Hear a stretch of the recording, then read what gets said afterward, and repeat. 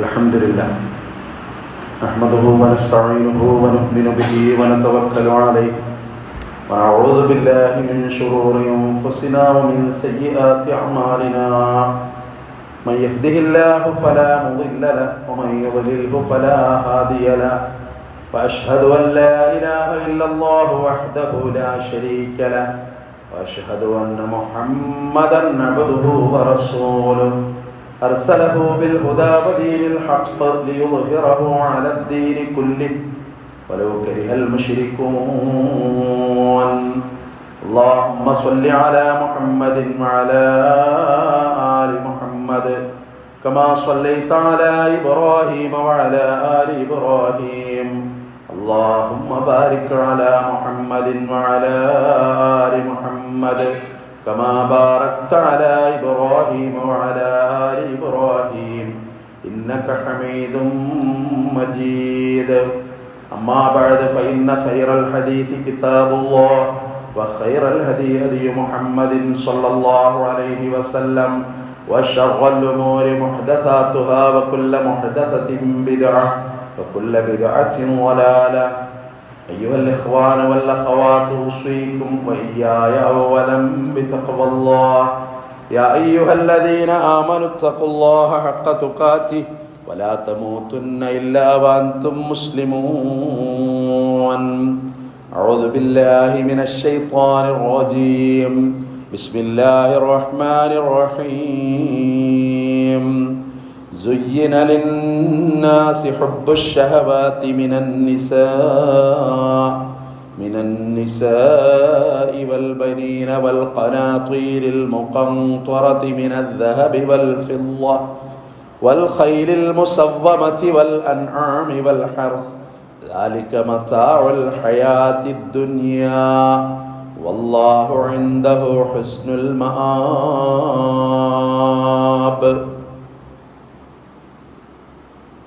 ബഹുമാനികളായ സത്യവിശ്വാസികളെ വിശ്വാസിനികളെ, അല്ലാഹു സുബ്ഹാനഹു വ തആലയുടെ വിധിവിലക്കുകൾ ജീവിതത്തിലെമ്പാടും പാലിക്കാൻ എന്നെയും നിങ്ങളെയും ഓർമ്മപ്പെടുത്തുന്നു, വസിയത്ത് ചെയ്യുന്നു. കരുണക്കടലായ പടച്ച റബ്ബ് ഇരു ലോകവിജയികളുടെ കൂട്ടത്തിൽ ഉൾപ്പെടുത്തി നമ്മളെല്ലാവരെയും അനുഗ്രഹിക്കുമാറാകട്ടെ. മാരകമായ രോഗങ്ങളിൽ നിന്ന് റബ്ബ് നമ്മളെ കാത്തു രക്ഷിക്കുമാറാകട്ടെ. മനുഷ്യൻ്റെ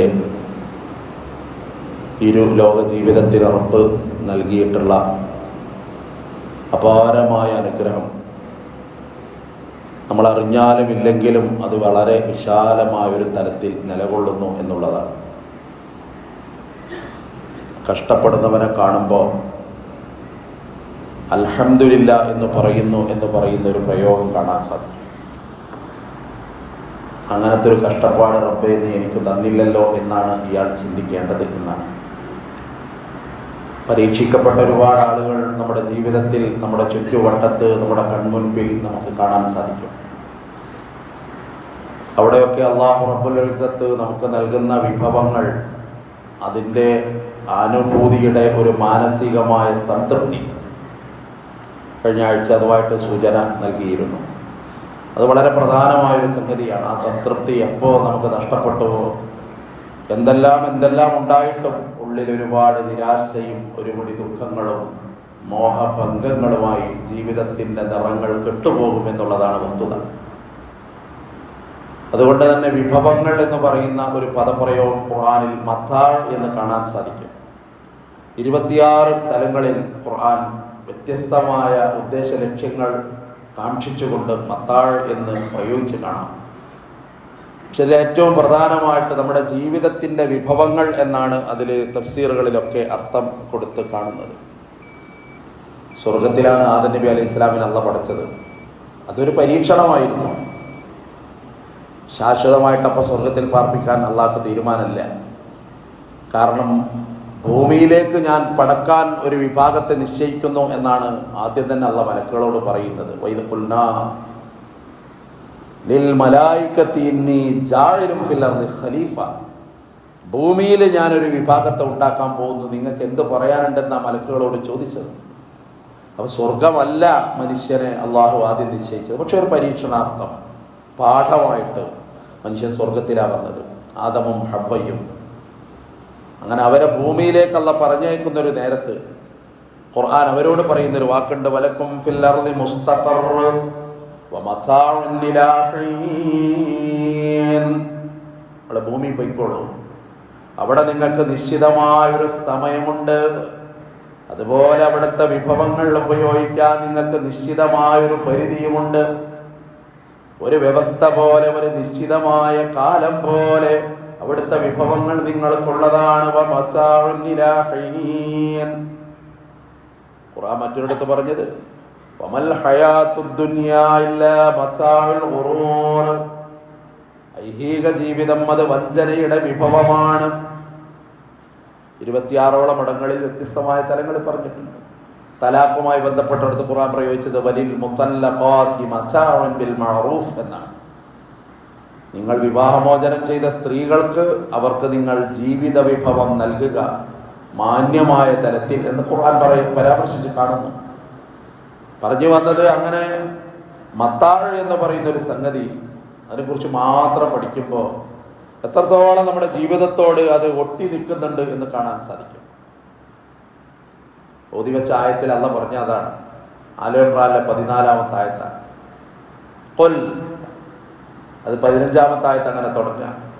14-ാമത്തെ ആയത്ത് സുയ്യിന ലിന്നാസി ഹുബ്ബുശ് ശഹവാത്ത്. ശരിക്കും അത് മനസ്സിലാക്കേണ്ട ഒരായത്താണ്. സുയ്യിന ലിന്നാസി ഹുബ്ബുശ് ശഹവാത്ത്. ആളുകൾക്ക് അലങ്കൃതമായി തോന്നുന്നു, നന്നായി തോന്നുന്നു അവരുടെ ചിന്തകൾ. എന്തൊക്കെയാണ് അവരുടെ ചിന്തകൾ? ഹുബ്ബുശ് ശഹവാത്ത്, അവരുടെ ഇഷ്ടങ്ങളോടുള്ള താല്പര്യങ്ങൾ, അവരുടെ ഷഹവാത്തുകളോടുള്ള താല്പര്യങ്ങൾ അവർക്ക് ഏറെ ഭംഗിയായി തോന്നുന്നു. എന്നിട്ട് പറയാണ്, അതേതൊക്കെയാണ്? മിനൻ നിസാ, ഒന്നവരുടെ ഭാര്യമാർ, അവരുടെ ഇണകൾ, വൽ ബനീന, അവരുടെ മക്കൾ, വൽ ഖനാതീരിൽ മുഖന്തറ, കൂമ്പാരമായിട്ട് അവര് കുന്നുകൂട്ടി വെക്കുന്നത്, അഥവാ മിനൽ ദഹബ്, അത് സ്വർണമാകട്ടെ, വൽ ഫിദ്ദ, വെള്ളിയാകട്ടെ, വൽ ഖൈലിൽ മുസവ്വമ, ലക്ഷണമൊത്ത കുതിരകളാകട്ടെ. ഇന്നത്തെ കാലത്തിന്റെ ഒരു പ്രതാപം കൂടിയാണ്. വൽ അൻആം, കന്നുകാലികളാകട്ടെ, വൽ ഹർസി, അവരുടെ കൃഷിയിടങ്ങളാകട്ടെ. ഇതിനോടൊക്കെ ഉള്ള താല്പര്യം മനുഷ്യന്റെ മനസ്സിൽ അല്ലാഹു ഭംഗിയായി തോന്നിപ്പിച്ചിട്ടുണ്ട്. എന്നിട്ടല്ല പറയാലിക മതാഉൽ ഹയാത്തിദ് ദുനിയാ, ഇതൊക്കെയും ദുനിയാവിലെ ജീവിതത്തിന്റെ വിഭവങ്ങൾ തന്നെയാണ്, അനുവദിച്ച സംഗതിയാണെന്നാ പറയുന്നത്.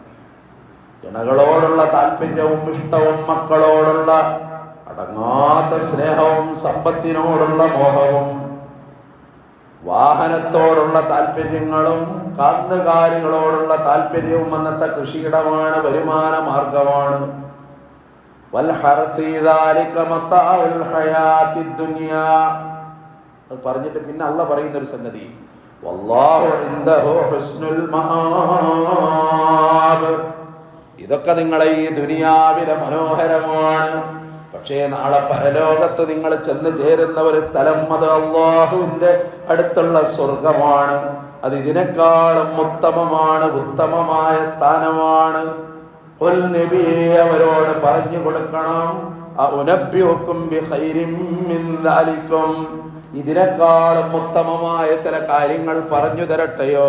ലില്ലദീന തഖവ ഇൻദ റബ്ബിഹിം, അവരുടെ രക്ഷിതാവിന്റെ കാര്യത്തിൽ അല്ലാഹുവോട് തഖവയിൽ ജീവിച്ചവരോട്, മുത്തഖികളോട് പറഞ്ഞു കൊടുക്കുകയാണ്.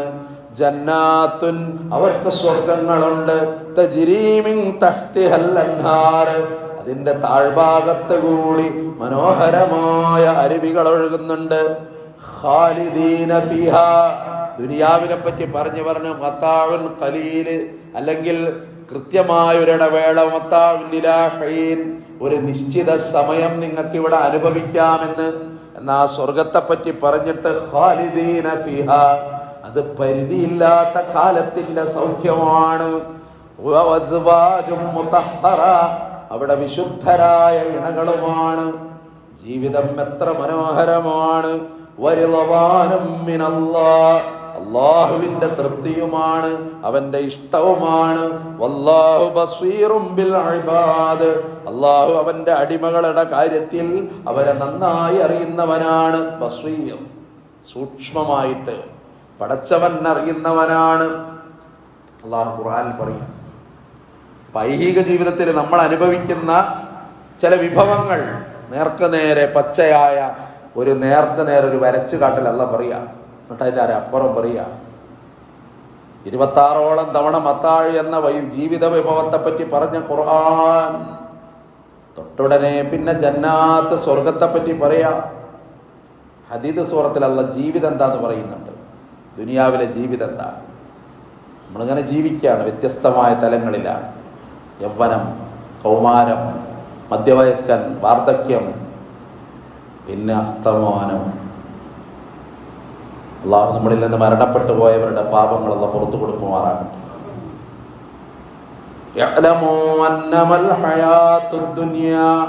നിങ്ങളെ ദുനിയാവിലെ ജീവിതം എന്താണെന്ന് അറിയുക എന്നാണ് അള്ളാഹ് പറയുന്നത്. എന്നിട്ട് പറയാണ്, ലഅബും വലഹ്വും വസീനത്തും വതഫാഖുറും ബൈനകും വതകാതുറും ഫിൽ അംവാലി വൽ ഔലാദ്. 5 ഘട്ടങ്ങളാക്കിയിട്ട് അള്ളാഹ് പറയുന്നത്. ലഅബ് എന്ന് പറഞ്ഞാൽ കളി അഥവാ മനുഷ്യന്റെ ബാല്യം, പൂതി തീരാത്ത കാലം, ഇന്നലകളുടെ കാലുഷ്യങ്ങൾ അറിയാത്ത, ഉത്തരവാദിത്തങ്ങൾ അറിയാത്ത കളി ചിരിയുടെ ഒരു കാലം ലഅബ്, ബാല്യം. പിന്നെ വലഹ്വ്, മനുഷ്യന്റെ വിനോദം അഥവാ കൗമാരം, ബുദ്ധി കുറച്ച കാലം. വസീന, പിന്നെ സൗന്ദര്യം അഥവാ യൗവനം. വതഫാഖുറും ബൈനക്കും, പിന്നെ നിങ്ങൾ ഫഖർ പറയുന്ന കാലം അഥവാ മധ്യവയസ്കൻ, 40 കഴിയുന്ന കാലം. വതകാസുറും ഫിൽ അംവാലി വൽ ഔലാദ്, മക്കളെക്കുറിച്ചും ധനത്തെക്കുറിച്ചും പെരുമ പറയുന്ന കാലം, അത് വാർദ്ധക്യം. സ്വന്തമായിട്ട് പറയാനൊന്നുമില്ല, അപ്പൊ മക്കളെക്കുറിച്ച് പറയും, അല്ലെങ്കിൽ സമ്പത്തിനെ കുറിച്ച് പറയും. വേറൊന്നും പറയാൻ കിട്ടൂല ആൾക്ക്. അതിന് സായുജ്യം കണ്ടെത്തും. അങ്ങനെ 5 ഘട്ടങ്ങൾ അല്ല പറയുക. ഓരോ 5 ഘട്ടങ്ങളുടെയും പാഠം ഇതിന്റെ തഫ്സീർ പറയുന്നുണ്ട് നമ്മളോട്. ഏത് ഘട്ടത്തിലാണ് നമ്മളുള്ളത്? കഴിഞ്ഞ ഘട്ടങ്ങളൊക്കെ നമ്മൾ തിരുത്തുന്നു എന്നാണ്. കുട്ടിക്കാലത്ത് ചെയ്തത് പലതും ശരിയായിരുന്നില്ലെന്ന ബോധം നമുക്ക് എപ്പോഴാ വരിക? കുറച്ച് പ്രായം വരണം, കൗമാരകാലം വരണം, അപ്പൊ തോന്നും. കോളേജ് കുമാരനായി ജീവിച്ചൊരു കാലം ശരിയായിരുന്നില്ല എന്ന് കുറച്ചുകൂടി പക്വതയുടെ യൗവനം പരിചയപ്പെടുത്തും. കലഹങ്ങളുടെ കാലം, അടിപിടികളുടെ കാലം, ഭ്രാന്തമായ ഫാഷനുകളുടെ കാലം, ആര് പറഞ്ഞാലും വകവെക്കാത്ത ഒരു കാലം, ആദരിക്കേണ്ടവർ പറയുമ്പോൾ പോലും പുറംകാല് കൊണ്ട് തട്ടി മാറ്റുന്ന ഒരു ദുസ്വഭാവത്തിന്റെ കാലം. ലഅബ്, ലഹ്വ്, വതഫാഖുറും ബൈനക്കും. പിന്നെ ഈ 3 ഘട്ടം കഴിഞ്ഞിട്ട് പിന്നെ വരുന്ന മധ്യവയസ്കന്റെ കാലം, കുറച്ചൊരു പക്വത വരുന്ന 40 തികയുമ്പോൾ. നബിമാരുടെയൊക്കെ നുബുവത്തിന്റെ പ്രായമായിട്ട് കാണുന്നു 40. അതിൽ പക്വത വരും അവർക്ക് എന്നാണ്. ചിന്ത തുടങ്ങും, വിചാരങ്ങൾ വരും വികാരങ്ങളെക്കാൾ കൂടുതൽ, വൈചാരികം വരും വൈകാരികതയേക്കാൾ കൂടുതൽ. അതാ യൗവനത്തിന്റെ ഒരു മധ്യവയസ്കന്റെ പ്രത്യേകത.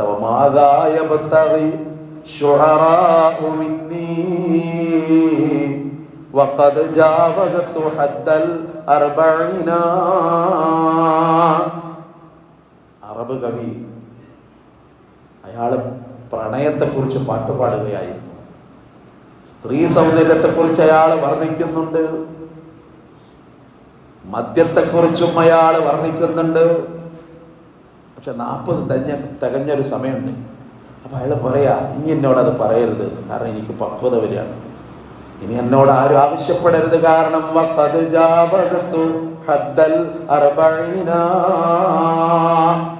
തികഞ്ഞു എന്നാണ്. ഒരു കാലത്തും ഒരു പക്വത വരാത്തൊരു മനുഷ്യന് ഏറ്റവും വലിയ പരാജിതനാണ്. ആകാശത്തിന് ചുവട്ടിൽ ഏറ്റവും വൃത്തികെട്ടവൻ വ്യഭിചരിക്കുന്ന വൃദ്ധനാണെന്ന് മുത്ത് മുസ്തഫ സ്വല്ലല്ലാഹു അലൈഹി വസല്ലം പഠിപ്പിച്ചിട്ടുണ്ട്. പക്വത വരേണ്ട കാലമാണ്. വാർദ്ധക്യം എന്ന് പറഞ്ഞാൽ ജീവിതത്തിന്റെ നിഴലടയാളങ്ങളുടെ പര്യവസാനമാണ്. അങ്ങനെ വന്നിട്ട് ഈ വാർദ്ധക്യം കൂടി വരുമ്പോ കഴിഞ്ഞ 4 ഘട്ടങ്ങളെയും മനുഷ്യൻ തിരുത്തുമെന്നാണ് പിന്നെ മലക്കുൽ മൗത്ത് വരുന്ന ഒരു നേരം അപ്പോഴാണ് ജീവിതത്തെ തന്നെ മനുഷ്യൻ തിരുത്താൻ തുടങ്ങുന്നു. പക്ഷേ സമയം വൈകിപ്പോയി. ഇനി ഒന്നിനും നേരമില്ല. തിരുത്തേണ്ട സമയമൊക്കെ കടന്നുപോയി. അങ്ങനെ ജീവിതത്തിന്റെ 5 ഘട്ടങ്ങൾ പറഞ്ഞിട്ടല്ല പറയാ, കമസലി ഗൈസിൻ അഅജബൽ കുഫാറ നബാതു. സസ്യങ്ങളിൽ വീണ മഴത്തുള്ളി കണ്ടിട്ട്, അത് മുളച്ച സസ്യലതാദികൾ കണ്ട് കൃഷിക്കാരൻ വിസ്മയം തൂകി. അത്ര നല്ല മഴ പെയ്തു. വിത്തിറക്കിയിട്ടവൻ നിരാശനായിരുന്നു. മാനത്തിന്റെ കോണിലേക്ക് എല്ലാ ദിവസവും ആ കൃഷിക്കാരൻ വന്ന് നോക്കി. എത്ര നോക്കിയിട്ടും ഒരു മഴമേഘം ഒരു കോണിൽ നിന്നും വരാതെ നിരാശയോടെ ഭവനങ്ങളിലേക്ക് ഓരോ ദിവസവും അയാൾ വൈകുന്നേരങ്ങളിൽ നടന്നു പോയിരുന്നു. പക്ഷേ ഒരു പ്രഭാതം അയാൾ ഞെട്ടിപ്പിച്ചു, അത്ഭുതപ്പെടുത്തി. വല്ലാത്തൊരു മഴ. അയാൾ കൃഷിത്തോട്ടത്തിൽ വന്ന് നോക്കിയപ്പോ ഉണങ്ങിപ്പോയി എന്ന് കരുതിയ, നഷ്ടപ്പെട്ടു പോയി എന്ന് കരുതിയ, മുതലൊക്കെ പോയി എന്ന് കരുതിയ തന്റെ കൃഷിയിടം അങ്ങനെ പുഷ്കലമായി, മനോഹരമായി, പ്രശോഭിതമായി, അതിന്റെ ഹരിതാപത്തോടെ അതിങ്ങനെ വിടർന്നു നിൽക്കുന്ന മനോഹരമായ കാഴ്ച അത് ഈ കൃഷിക്കാരനെ അത്ഭുതപ്പെടുത്തി. ദുനിയാവിലെ ജീവിതത്തിന് അള്ള പറയുന്ന ഉദാഹരണമാണ്. പിന്നെ അള്ള പറയാ സുമ്മയഹീജ്ന, പിന്നെ അത് വാടുന്നുണ്ട് കേട്ടോ. അത് പിന്നാണ് വാടുകയാണ്. വാടിയപ്പോഴോ നമ്മുടെ നാട്ടിലെ പഴയ നെൽകൃഷിയാണ് ഇത് ഏറ്റവും നല്ല ഉദാഹരണം. ഫതറാഹു മുസ്ഫറ, വൈക്കോലായിട്ട് നിനക്കത് കാണാം. ഇന്നലെ എന്തൊക്കെയായിരുന്നു അവിടെ, എത്രമേൽ പച്ചപ്പ്, എത്ര ആനന്ദം. അതിൻ്റെ കുറ്റികൾ മാത്രം കുട്ടികൾ കളിക്കാൻ പാകപ്പെടുത്തുന്ന തരത്തിലേക്ക് ആ സ്ഥലം മാറുക. ദുനിയാവിലെ ജീവിതം എന്താണെന്നുള്ള പറഞ്ഞു തരാം. ഇത് പറഞ്ഞിട്ട് പിന്നെ തൊട്ടടുത്തല്ല പറയും, ഇത് ബോധ്യമാണ് മനുഷ്യന്, അവൻ്റെ ഉള്ളിൽ അനുഭവമാണ്. ഏത് ബുദ്ധിയുള്ളവനും ഇല്ലാത്തവനൊക്കെ മനസ്സിലാക്കുന്നൊരു സംഗതിയാണ്. എന്നല്ല അതിൻ്റെ തുടർച്ചയായിട്ട് പറഞ്ഞു തരിക.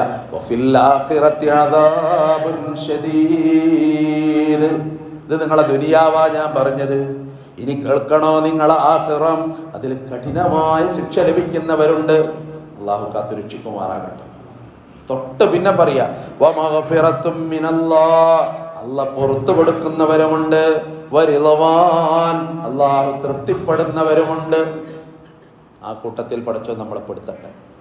വരിളവാനും മിനല്ലാഹി വരിളവാൻ വമൽ ഹയാത്തുദ് ദുനിയാ ഇല്ലാ മതാഉൽ ഗുറൂർ. അവിടെ നേരത്തെ പറഞ്ഞ അതേ സംഗതിയാ. ദുനിയാവ് വഞ്ചനയുടെ വിഭവമാണ്. മതാഅ് എന്ന് പറഞ്ഞത് ജീവിത വിഭവങ്ങളെ, സീനത്ത് എന്നും ചിലയിടത്ത് ഖുർആൻ ജീവിതത്തിന്റെ വിഭവങ്ങളെ പറഞ്ഞു. അൽമാലു വൽബനൂന സീനത്തുൽ ഹയാത്തിദ് ദുനിയാ, സ്വത്തും മക്കളും അത് ദുനിയാവിന്റെ അലങ്കാരമാണ്. ഇതൊക്കെ പറയുമ്പോഴും ഖുർആൻ പറയുന്നൊരു വാക്ക് എന്താണെന്നറിയോ? നുമത്യഉഹും ഖലീല, വളരെ കുറച്ചു കാലം നിങ്ങളത് ആസ്വദിക്കും. വളരെ കുറച്ചു കാലമാണ് നിങ്ങളത് ആസ്വദിക്കാൻ പോകുന്നത്. ആ വാക്ക് എത്ര കൃത്യമാണ്. നമ്മൾ ജീവിച്ച കാലം ഒന്ന് കണക്കൂട്ടി അന്തം വിട്ടുപോകും. ഡേറ്റ് ഓഫ് ബർത്ത് എഴുതുമ്പോൾ ചിലപ്പോൾ ഞെട്ടിപ്പോകും. റബ്ബേ എത്രയൊക്കെ പ്രായമായോ, അന്തം വിട്ടുപോകുക. നമ്മൾ എത്ര പെട്ടെന്ന് കൊഴിഞ്ഞു പോയി, സംവത്സരങ്ങൾ എത്ര പെട്ടെന്ന് കടന്നുപോയി. യൗവനം എത്ര മനോഹരമാണ്. പക്ഷേ വാർദ്ധക്യം ഓരോ അവയവങ്ങളെയും എത്തി നോക്കാൻ തുടങ്ങി. വാർദ്ധക്യം അങ്ങ് വന്നപ്പോഴോ ദുബ്ബഫിയസ്സഖാമു സുഫുലം വഅൽവാ വഅറാനി അമൂതു ഉളവം ഫഉളവാ. ഓരോ അവയവങ്ങളും മരിച്ചു പോകുന്നതായിട്ട് അനുഭവപ്പെടുന്നുണ്ട്. പഴയ ചലനങ്ങളില്ല, അതിൻ്റെ പ്രസരിപ്പില്ല, അവിടുത്തെ രക്തപ്രവാഹങ്ങളില്ല, ആരോഗ്യത്തിൻ്റെ ദൃഢതയില്ല, ചലനങ്ങളുടെ വേഗതയില്ല. എല്ലാത്തിനും ഒരു മയം വന്ന പോലെ, എല്ലായിടത്തും ഒരു ഭയപ്പാട് പിടികൂടുന്ന പോലെ. അതാണ് മനുഷ്യന്റെ ആ വാർദ്ധക്യം വരും. അല്ലാഹ് പറയാ നുമത്യഉഹും ഖലീല, വളരെ കുറച്ചു കാലം നിങ്ങളെ നാം ഇത് ആസ്വദിപ്പിക്കും. പരലോകത്തെ പറ്റി പറഞ്ഞിട്ട് ഖുർആൻ പറയുന്നൊരു വാക്കുണ്ട്, എത്ര കാലങ്ങൾ ഭൂമി പാർത്തു എന്ന്. മനുഷ്യനോടൊരു ചോദ്യമുണ്ട്. മനുഷ്യന്റെ ഒരു വർത്താനം കേൾക്കുമ്പോൾ അന്തം വിടുക നമ്മൾ. ഖാലൂ അശിയ്യത്തൻ ഔ ദുഹാഹാ, ഒരു പ്രഭാതം ഞങ്ങളവിടെ പാർത്തു എന്ന് തോന്നുന്നു റബ്ബേ. 60, 70, 100 കൊല്ലം ജീവിച്ച മനുഷ്യൻ പറയാ, ഒരു രാവിലെ അവിടെ കഴിഞ്ഞ പോലെ അല്ലെങ്കിൽ ഒരു വൈകുന്നേരം ഒരു സായം സന്ധ്യയിലെ ഏതാനും മണിക്കൂറുകൾ അവിടെ കഴിച്ചു കൂട്ടിയ പോലെ തോന്നുന്നു റബ്ബേ. അശിയത്തൻ ഔ ദുഹാഹാ. ഖുർആൻ ഇങ്ങനെ വളരെ കൃത്യമായിട്ടാണ് പറയുന്നത്. മനുഷ്യന്റെ ചിന്ത വളരെ സത്യമാണ്. ഒന്നിനും സമയം തോന്നൂല്ലല്ലോ. ഇത്ര പെട്ടെന്നാണ് എല്ലാം തീർന്നു പോയത്. അവിടെയാണ് പരലോകത്തെ പറ്റി അള്ളാഹ് പറയും എപ്പോഴും ഖുൽദ് എന്ന് പറയും. അത് ശാശ്വതമാണ്. ദുനിയാവിലെ വിഭവങ്ങൾ എത്ര കൂടുതലാണെങ്കിലും അതിനെപ്പറ്റി അള്ളാഹ് പറയും അത് അനുഭവിക്കുന്ന ഒരു നിശ്ചിതമായ സമയം. അത് മത്താൾ. നേരത്തെ ബന്ധങ്ങളൊക്കെ മത്താഴിലാണ് ഉൾപ്പെടുത്തിയത്. ഭാര്യ അല്ലെ, ഭാര്യ വിട പറഞ്ഞു പോയ ആളുകൾ ഈ സദസ്സിലുണ്ടാകണം. എത്ര കാലാണ് ജീവിച്ചത്? അപ്പൊ അങ്ങനെ ഓർക്കും ഒരു 20 കൊല്ലാണ് അള്ളാഹ് നിശ്ചയിച്ചത്. അതാണ് പത്താൾ. മക്കളെ യാത്ര നേരത്തെ പറഞ്ഞു പോയ മാതാക്കളും പിതാക്കളും ഉണ്ടാകണം. വളരുമ്പോൾ നമ്മൾ കണക്ക് കൂട്ടിയിട്ടുണ്ടാകണം. റബ്ബേ, നാളെ എൻ്റെ മയ്യത്തിന്റെ കട്ടിലിന്റെ കാലിന്റെ ഒരു ഭാഗത്ത് താങ്ങാനിതാ ഒരുത്തൻ വളർന്നു വരുന്നു. പക്ഷേ വിധി മറ്റൊന്നായിരുന്നു. അവന്റെ മയ്യത്ത് താങ്ങാനും അവന്റെ ജനാദ നിസ്കരിക്കാനും ഈ ബാപ്പാക്കുള്ള വിധി കൊടുത്തത്. അങ്ങനെ എത്ര ബാപ്പമാർ, കൂടെ കടന്നവർ, യാത്ര പോയ എത്ര ഭർത്താക്കന്മാര്, നഷ്ടപ്പെട്ടു പോയ നല്ല നാളുകളുടെ ഓർമ്മകൾ പേറുന്ന, സുഖമായാലും ദുഃഖമായാലും ആ സാന്നിധ്യം അനുഗ്രഹമായിരുന്നു എന്ന് നഷ്ടപ്പെട്ടപ്പോൾ അനുഭവിക്കുന്ന എത്രയോ ഭാര്യമാര്. പക്ഷെ എവിടെയും ഖുർആന്റെ ഒരു വാക്ക് നുമത്യുഹും ഖലീല, വളരെ കുറച്ചൊരു കാലയളവ്. അതാണ് അല്ലാഹു അതിന് നിങ്ങൾക്ക് നിശ്ചയിച്ചു തന്നിട്ടുള്ളത്. അതാണ് മത്താൾ. നമുക്കത് വലിയ സംഭവമായി തോന്നും, പക്ഷേ എത്ര ക്ഷണികം. അവിടെയാണ് അള്ളാഹ് എപ്പോഴും സ്വർഗത്തെ പറ്റി പറയുമ്പോൾ ഖാലിദീന ഖാലിദീന എന്നിങ്ങനെ പറയാ. മടുക്കാത്ത ലോകം എന്ന് പറയാണ്. മടുപ്പ് വരാത്ത ലോകം സ്വർഗം എന്ന് പരിചയപ്പെടുത്തുന്നു. അവിടുത്തെ വിശുദ്ധി പരിചയപ്പെടുത്തുന്നു. അതൊക്കെ പാഠങ്ങളിലേറെ. വയനാട്ടിലുണ്ടായ ദുരന്തം നമ്മൾ വായിച്ച് കണ്ണ് നിറഞ്ഞു പോയതാണ് അല്ലെ. ആ മനുഷ്യന്മാർ, അവരുടെ എന്തെല്ലാം സ്വപ്നങ്ങൾ, അവരുടെ വീടുകൾ, അവരുടെ കുടുംബങ്ങൾ, അവരുടെ വിവാഹങ്ങൾ, അവരുടെ വിദ്യാഭ്യാസങ്ങൾ, അവരുടെ സ്വപ്നം കണ്ട ഉയരങ്ങളിലുള്ള ഒരുപാട് ജോലികൾ, ദുനിയാവിൻ്റെ മനോഹരമായ ഒരുപാട് നിറങ്ങൾ ഒറ്റ ഉരുൾപൊട്ടലിൽ, ഒറ്റ രാത്രിയിൽ എല്ലാം ഒലിച്ചുപോയതും. പക്ഷെ അവിടെ ഖുർആനും ഇസ്ലാമിനും പറയാണ്ട് അവരത് അതൊക്കെ നഷ്ടപ്പെട്ടാലും അവരെ നിസ്കാരം നഷ്ടപ്പെട്ടിട്ടില്ല, അവരെ ദുആ നഷ്ടപ്പെട്ടിട്ടില്ല, അവരുടെ പ്രാർത്ഥനകൾ നഷ്ടപ്പെട്ടിട്ടില്ല, അവർ ജീവിതത്തിൽ ചെയ്ത ദാനധർമ്മങ്ങളും നഷ്ടപ്പെട്ടിട്ടില്ല. എല്ലാം അള്ളാന്റെ അടുത്ത് ബാക്കിയാകുന്നുണ്ട്. സ്കൂളിന്റെ പരിസരത്ത് നിന്ന് 4 ലക്ഷം രൂപ കിട്ടി. ആർക്ക് കൊടുക്കും? ആരാണ് ഇതിന്റെ അവകാശി? ആ അവകാശിയുടെ മൃതശരീരമൊക്കെ എവിടെ പോയി? അതൊക്കെ എത്ര തുണ്ടമായി ഏതൊക്കെയോ നദികളിലൂടെ ഒഴുകിപ്പോയിട്ട് ആരറിഞ്ഞു? എവിടെ എത്തി? വലിയ പാഠം പഠിപ്പിക്കുന്ന പോലെ നുമത്യോഹും ഖലീല.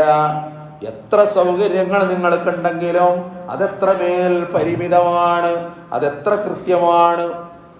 ആ ഒരു ബോധം ഏറ്റവും പ്രധാനം. അതുകൊണ്ട് സ്വർഗത്തെ പറ്റി പറഞ്ഞപ്പോൾ അള്ളാഹ് പറഞ്ഞൊരു വാക്കും പ്രധാനമാണല്ലോ.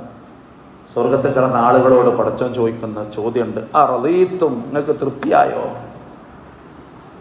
പടച്ചോൻ ചോദിക്കുക, നിങ്ങൾക്ക് തൃപ്തി വന്നോ? ഫയഖൂലൂന, സ്വർഗക്കാര് പറയും, വമാ ലനാ ലാ നർളാഹ്, ഞങ്ങൾക്ക് തൃപ്തി വരാതിരിക്കാൻ എന്താ റബ്ബേ? വഖദ് അഅ്തൈതനാ മാ ലം തുഅ്തി അഹദൻ മിൻ ഖൽഖിക, നിന്റെ സൃഷ്ടികളിൽ നീ ആർക്കും കൊടുക്കാത്തത് ഞങ്ങൾക്കല്ലേ നീ തന്നത്.